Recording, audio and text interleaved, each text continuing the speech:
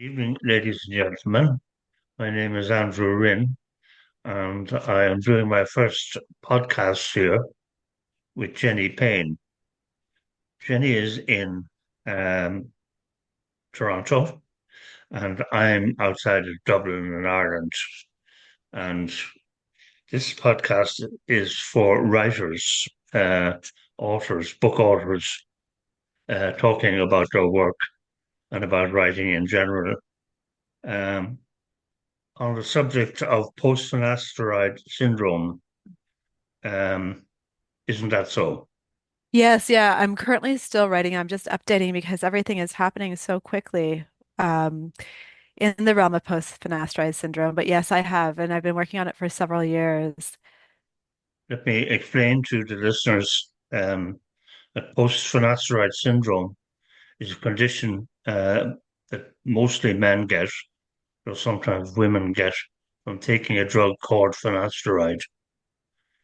And they're taking this drug, the men anyway, usually to halt the progress of male balding, of hair loss, which is very common to men, and it works very well. It interferes with the working of testosterone. The drug itself was designed to be given to older men with prostate cancer, because if you stop the effects of testosterone on these men, they get a remission of their disease of cancer. They don't get cured, but they get a remission. It was not designed to be used for men to treat their balding condition. So that is off, as it were, off license. It has some very, very serious side effects. But the really awful thing, the thing that the real killer about this drug is that when you stop taking it, the um, the side effects don't go away. In fact, if anything, they get worse and they continue. And it can become a lifelong sentence, as it were, to these side effects. Jenny, if you don't mind my saying so, just, I'll just tell some of the side effects, and you might uh, say a few more of them. Absolutely. Okay, yeah, because a lot of the side effects of finasteride are to do with sexuality and sexual function. They reduce a man's ability to maintain, to achieve and maintain an erection. They reduce the size, penis size. They reduce the sensation of sex. They reduce the amount of pleasure men can get from having intercourse. Um, and a lot of these side effects are noticeable within a fairly short time of starting this horrible drug. So some of them don't appear for maybe a year or two. And then even worse again, some of them don't appear until you give the drug up. So it really is a horrible drug. And if there's anything that this podcast does, uh, if it prevents one man from taking this drug, I think Jenny and I will be well pleased. Would you? Uh, I agree. First of all, I mean, it's the stuff of nightmares, isn't it? It's absolutely the stuff of nightmares. It could be a Stephen King novel. Do you know what I mean? And then on top of it, for many of these men, because it's a bit of a spectrum, in terms of how people get impacted. For some of these men, it's pretty much like castration, right? They've lost all their libido. So they've been left essentially sexless, right? Like as though they were children because there's just no desire there either.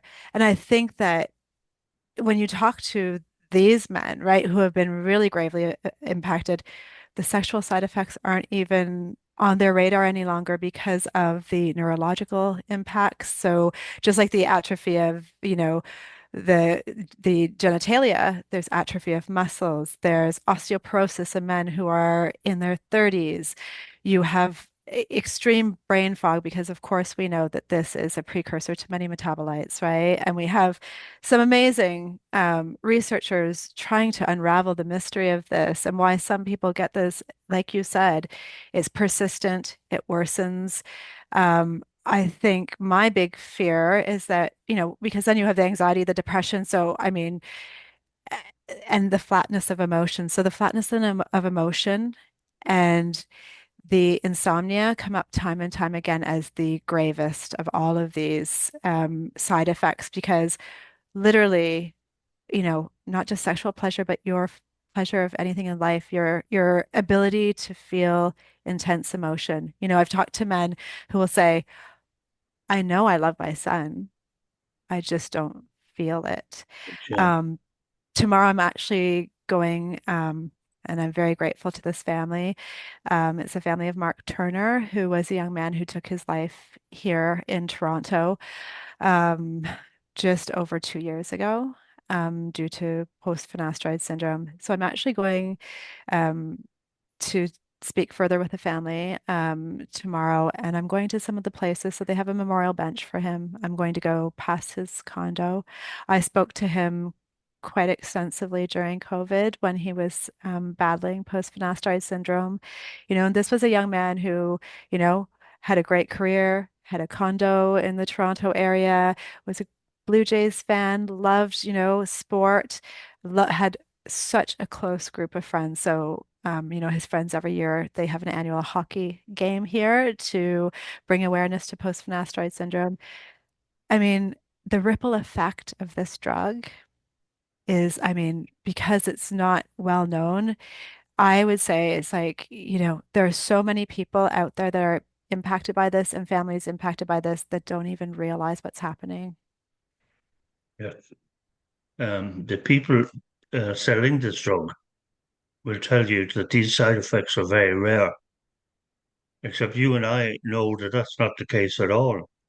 Have you any idea of the prevalence of this? I mean, is it 5% or 10% of men who take it?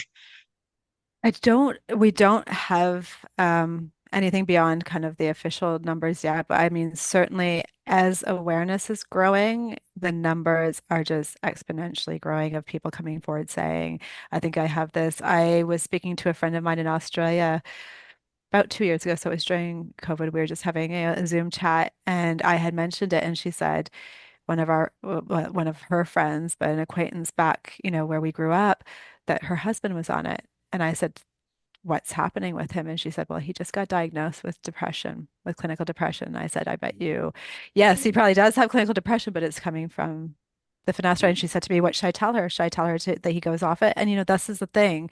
Number one, I'm not a medical, professional, but secondly, we know that that can worsen it. It's so nightmarish because once you're on it, right? And they'll say that, we know that the dermatologists and doctors will say, once you go off of it, the symptoms will go away, right? The side effect will go away. Um, you know, and the thing is, the human body is so complex, and we're just starting to learn these things. We don't know who has the genetics that this might trigger. We don't know if it's an epigenetic change that happens. That we're looking at, autoimmunity is skyrocketing around the world as well, right? Our bodies are meant to be in equilibrium. And I think the saddest part of this, like you said, if you are facing cancer and death, right? That's one thing. When it's your hair and we've been socialized, it's just so awful that people are making money. And we know that it's, in many ways in this world, but off of a superficial, and I mean, it becomes, I don't want to downplay it because our society, we're socialized such to think this is the end of the world. I won't get a job. I won't be accepted.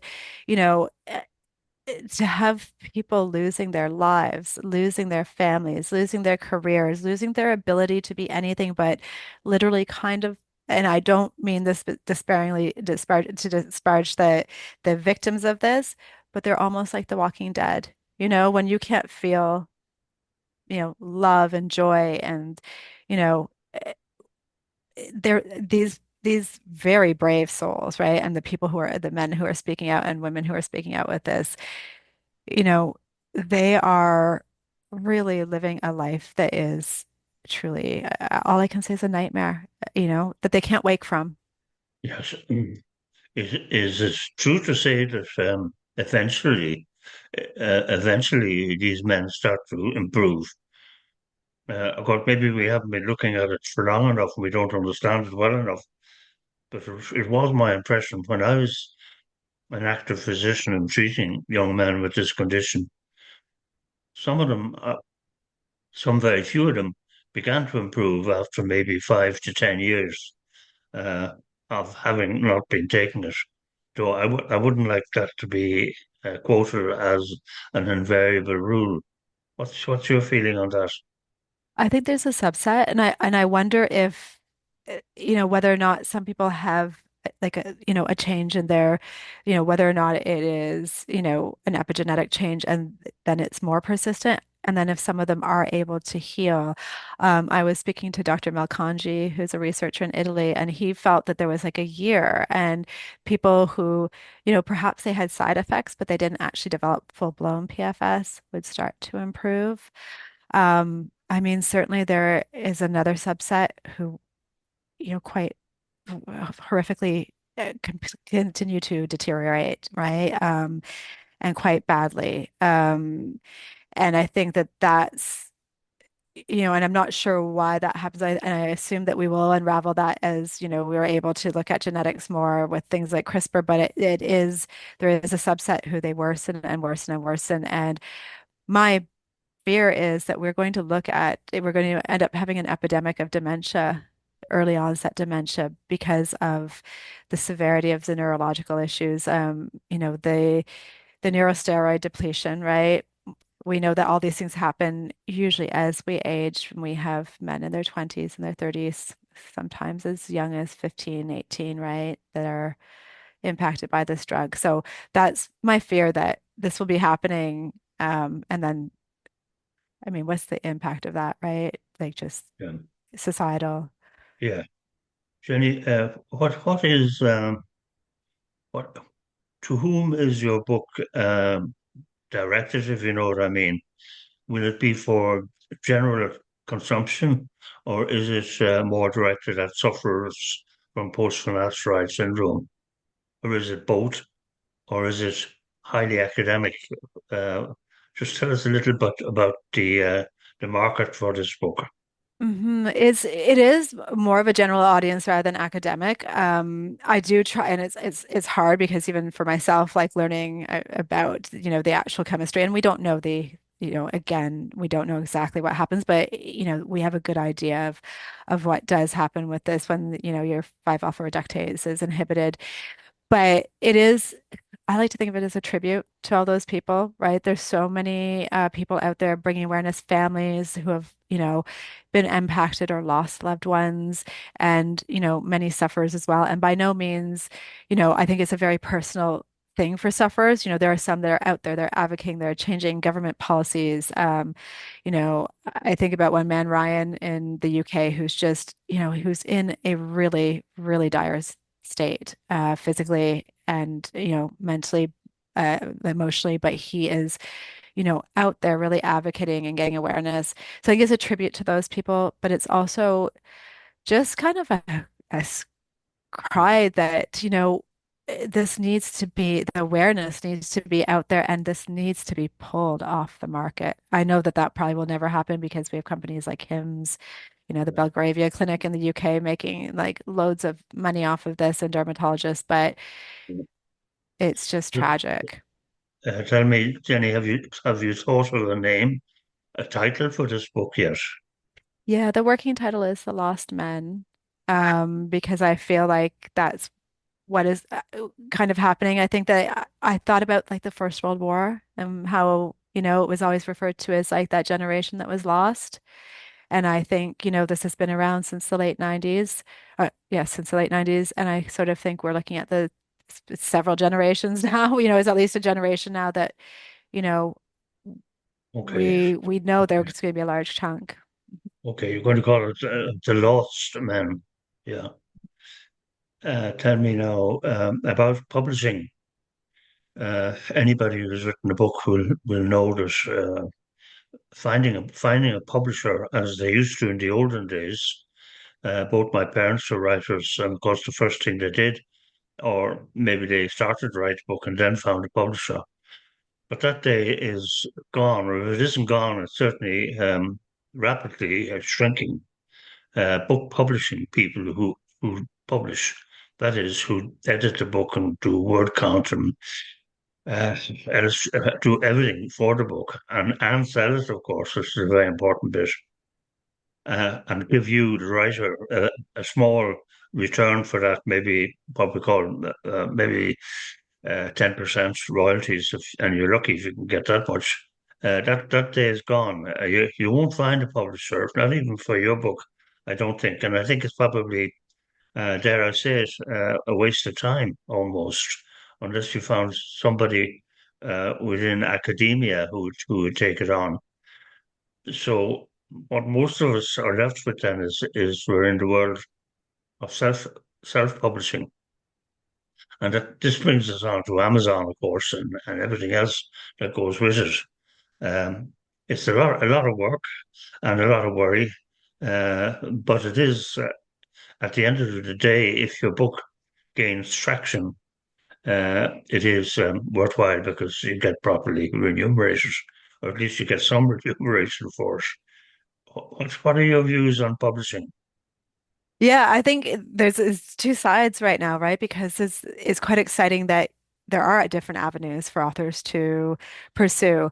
With this particular book, obviously, it was out on submission to in the US and Canada with my agent when COVID hit. So that was quite an unlucky thing because obviously we know, everything just sort of shifted. My feeling with this was that, quite honestly, it would be nice to have a publishing company and a fairly large one that would have a legal department, right? For this particular book. But I think moving forward with some of my other ones, I have been traditionally published, and you're absolutely right. Like what you see for the sales and then what you see in your bank account are just wildly disproportionate, right? It's you have to laugh or you'll cry. Yeah. So I have several other books right now. And also my other hat is that I have a private tutoring business. I was an educator. So I work with adults and children and youth that have dyslexia mainly. And so I'm actually writing, I do mainly the story bit, but I'm working with a colleague to write a reading program for that. And I think we're looking at, there's lots of different avenues. Kickstarter is amazing, right, for artists of all, stripes to kind of go in and get your projects, backed by people who will then be supporting you. And I think that there's a nice feeling of, because it's your art, right? It's your craft, and it's really hard I find anyway.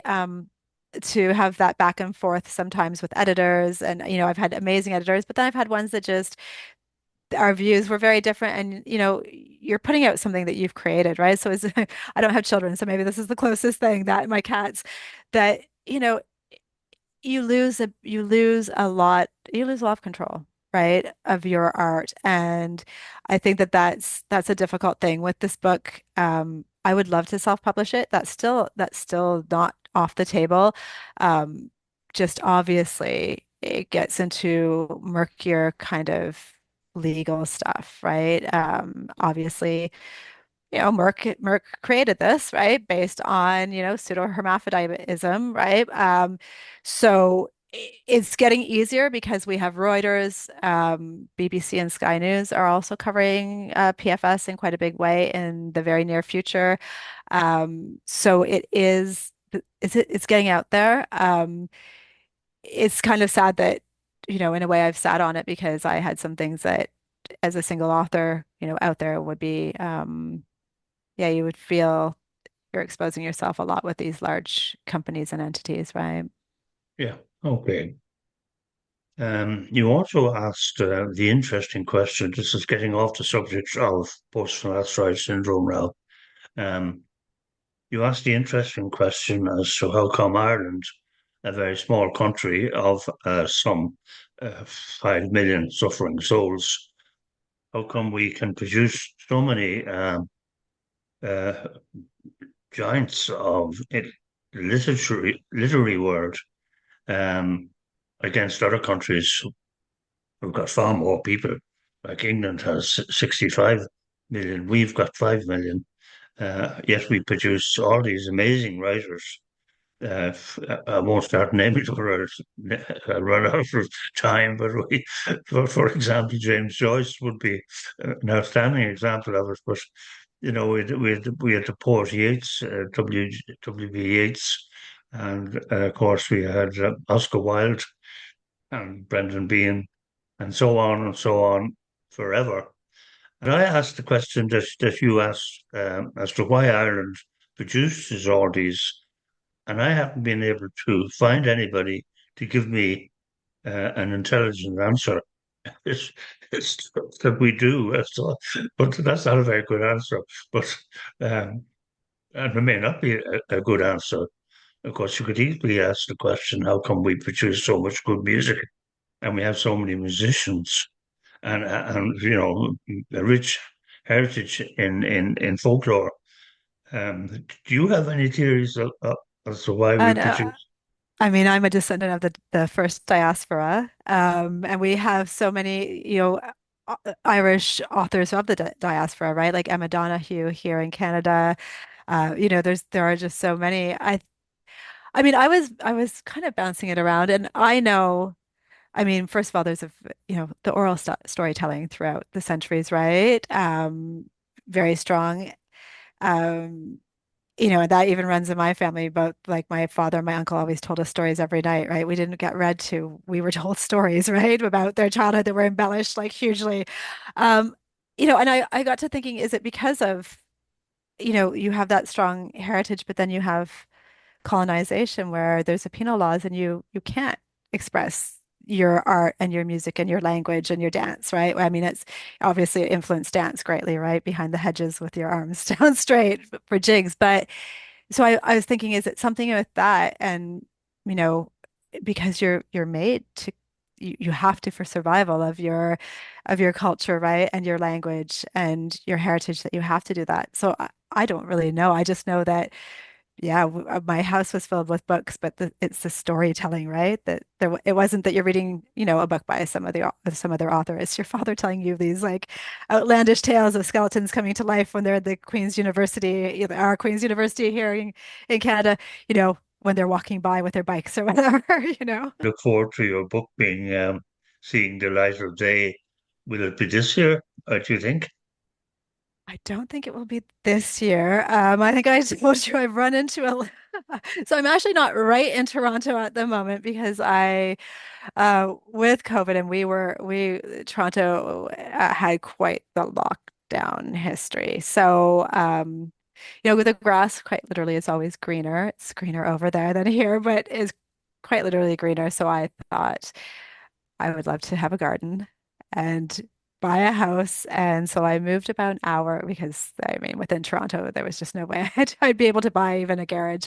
So I moved about an hour outside. And I think there's a story in this, definitely, when all is done. But I purchased the ultimate, if there's ever been a lemon house. I laugh because there's been plenty of tears shed, and I had an inspection. I asked all the questions, but I've literally bought a house that's falling down, and I need to move out by October 1st. I am looking forward to, honestly, living in the 500 square foot little.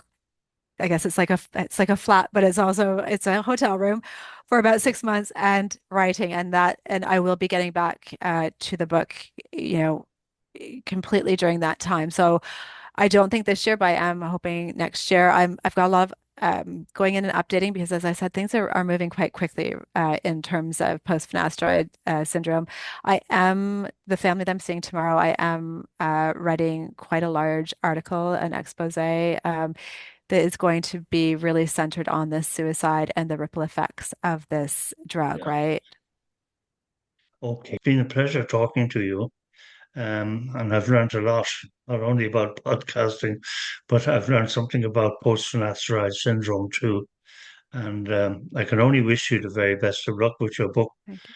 I hope it sells all over the place. And I don't suppose you've ever been to Ireland, have you? Have indeed. Yes, I've been to Ireland. Yeah, several times. Yeah.